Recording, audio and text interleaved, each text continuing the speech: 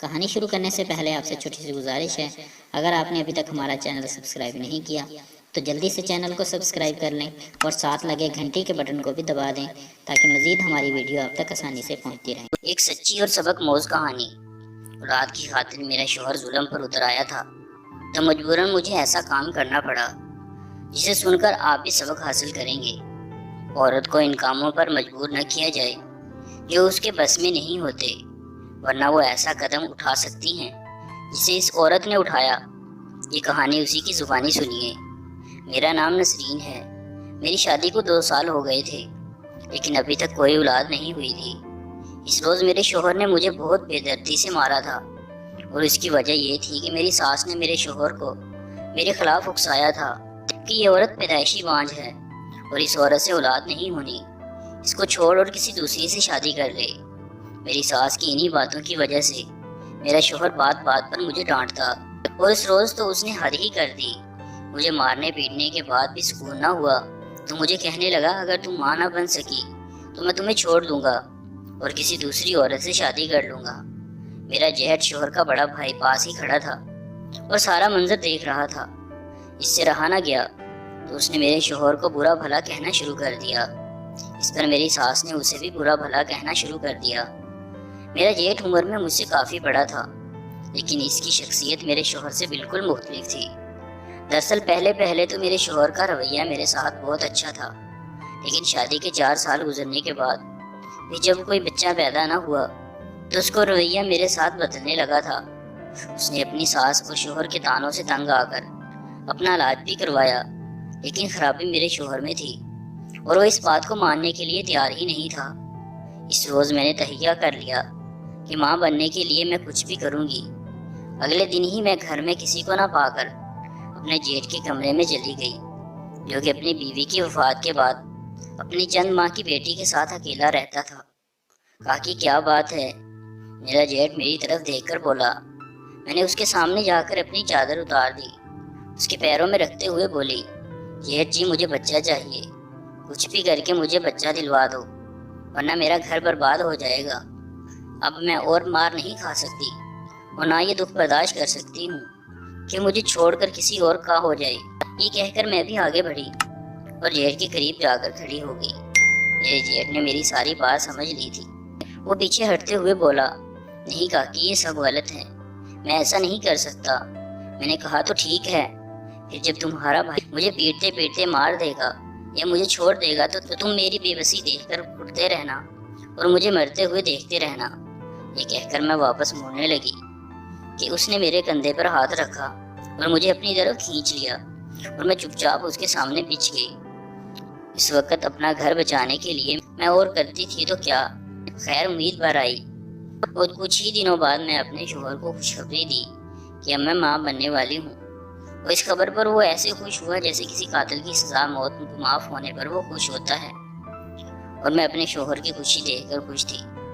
اب اس نے پھر سے میرے نخرے اٹھانے شروع کر دیے تھے۔ مجھے کسی کام کو ہاتھ نہ لگانے دیتا کہ کہیں کوئی مسئلہ نہ بن جائے اور ہر وقت میری خاطر مدارت میں مصروف رہتا۔ میری ساس جو میری سب سے بڑی دشمن بن بیٹھی تھی وہ بھی اب مجھ سے خوش تھی۔ پھر ہمارے گھر ایک جان سا بیٹا پیدا ہوا اور میرا شوہر پورے گاؤں میں مٹھائیاں بانٹی، لیکن اسے کیا معلوم تھا کہ وہ اس کا بیٹا نہیں تھا۔ میں چپ رہی اور میں نے ساری زندگی چپ ہی رہنا تھا اگر وہ واقعہ پیش نہ آتا جس سے مجھے اپنے شوہر کو سب کچھ سچ سچ بتانا پڑا۔ دراصل ہوا یوں کہ میرا بیٹا اپنے باپ کا بہت ہی لاڈلا تھا۔ اس کی زبان سے بات نکلنے سے پہلے ہی اس کا باپ اس کی بات پوری کر دیتا تھا، اور کیوں نہ کرتا، وہ ہماری اکلوتی اولاد تھا۔ اس وقت میرا بیٹا لڑکپن میں تھا جب اس نے دل ہی دل میں میرے جیٹھ کی بیٹی جو کہ عمر میں اس سے بڑی تھی کو پسند کر لیا تھا۔ نہ جانے کب ان دونوں نے آپس میں محبت کی پینگیں بڑھا لی۔ میرا جیٹھ تو فوت ہو چکا تھا لیکن اس کی بیٹی کی ذمہ داری میرے ساس نے اپنی ذمہ لے لی تھی۔ جب مجھے اس بات کا علم ہوا تو اس وقت تک بہت دیر ہو چکی تھی۔ میں نے اپنے بیٹے کو سمجھانے کی بہت کوشش کی لیکن اس نے میری بات ماننے سے صاف انکار کر دیا تھا، اور وہ کہتا بھی ٹھیک ہی تھا کہ اگر اس کی شادی اس کے تایا کی بیٹی سے ہو جائے تو حرج ہی کیا ہے، لیکن وہ نہیں جانتا تھا کہ وہ بھی اپنے تایا کا ہی بیٹا تھا اور اسی حساب سے وہ دونوں بہن بھائی تھے۔ میں نے اپنے شوہر سے بات کرنے کی کوشش کی کہ بیٹے کے لیے کوئی اور رشتہ ڈھونڈ لیتے ہیں۔ اس نے بھی یہ کہہ کر صاف انکار کر دیا تھا کہ کبھی سوچنا بھی مت، لڑکی گھر میں موجود ہے اور ان دونوں کی شادی سے گھر میں ہی رہ جائے گی، کیونکہ اس کے ماں باپ تو اس دنیا میں ہے نہیں۔ اس لیے سب سے مناسب یہی ہے کہ ہم اپنے بیٹے کی شادی اس کے ساتھ کر دیں۔ میں نے اس شادی کو رکوانے کے لیے جو کر سکتی تھی کیا، لیکن جب سب اس شادی پر راضی تھے تو میں اکیلی کیا کر سکتی تھی؟ لیکن کسی صورت میں بھی یہ شادی ہونے نہیں دے سکتی تھی، کیونکہ گناہ تو میں نے پہلے کر لیا تھا، جو اولاد کی خاطر اپنے جیٹ کے پاس چلی گئی تھی۔ لیکن اب میں دوسرا گناہ ہونے نہیں دے سکتی تھی۔ جس روز ان دونوں کی منگنی ہونے والی تھی، میں نے اپنے شوہر کو تمام واقعہ سچ سچ بتا دیا کہ کس طرح میں نے اس کی مار پیٹ اور ساس کے تانوں سے تنگ آ کر اس کے بھائی کو اس کے گناہ پر مجبور کیا تھا۔ میرا شوہر، جو کہ میری ساری بات سن کر ساکت ہی ہو گیا تھا، کافی دیر تک خاموش بیٹھا رہا۔ میں نے اس کے سامنے سر جھکائے اپنی سزا کی منتظر بیٹھی رہی کہ اپنے گناہ کی پاداش میں مجھے جو بھی سزا سنائی دی جائے گی میں ہنس کر قبول کر لوں گی، لیکن بہن بھائی کی شادی کروانے کا گناہ میں نہیں کر سکتی تھی۔ کافی دیر گزرنے کے بعد میں نے نظریں اٹھا کر اپنے شوہر کو دیکھا تو اسے دیکھ کر میں ایک دم ٹھٹک کر رہ گئی۔ دراصل میں یہ سوچ رہی تھی کہ اب مجھے کیا سزا ملتی ہے۔ ہو سکتا ہے کہ یہ میری زندگی کا آخری دن ہو، کیونکہ میں نے اپنے شوہر کی پیٹھ پیچھے ہی بڑا گناہ کیا تھا، اور میں جانتی تھی کوئی بھی مرد یہ بات برداشت نہیں کر سکتا۔ لیکن میرا شوہر اپنی آنکھوں میں آنسو بھرے میرے سامنے اپنے دونوں ہاتھ جوڑے بیٹھا تھا۔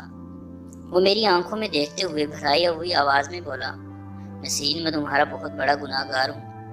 مجھے سمجھ نہیں آ رہی کہ میں تم سے کس طرح معافی مانگوں۔ اگر میں اس وقت تمہیں مجبور نہ کرتا تو تم یہ گناہ کبھی نہ کرتی، لیکن مجھے خوشی اس بات کی ہے کہ تم نے اس بات کو چھپانے کی بجائے کھل کر مجھے بتا دی، اور ہم دونوں ایک بہت ہی بڑے گناہ سے بچ گئے ہیں۔ وہ اس کے تو مجھے معاف کر دو، کیونکہ میں نے تمہیں بہت دکھ دیا ہے۔ اپنے شوہر کی یہ باتیں سن کر میں پھوٹ پھوٹ کر رونے لگی، اور میں نے رو رو کر اپنے شوہر سے اپنے گناہ کی معافی مانگی۔ پھر ہم دونوں نے مل کر اپنے بیٹے اور بھتیجے کے لیے رشتہ تلاش کرنا شروع کر دیا۔ میری ساس اس بات پر سخت ناراض ہوئی، لیکن یہ بات میں اور میرے شوہر ہی جانتے ہیں کہ اپنے بیٹے اور بھتیجی کا رشتہ ہم کیوں نہیں کر سکتے۔ مجبوری میں کیے گئے اپنے گناہ کی میں رات دن اللہ تعالیٰ سے معافی مانگتی ہوں۔ شاید میرا رب مجھے معاف کر دے۔ ویڈیو اچھی لگی تو شیئر ضرور کر دیں۔ امید ہے ناظرین یہ ویڈیو آپ کو اچھی لگی ہوگی۔ مزید ایسی اچھی ویڈیو دیکھنے کے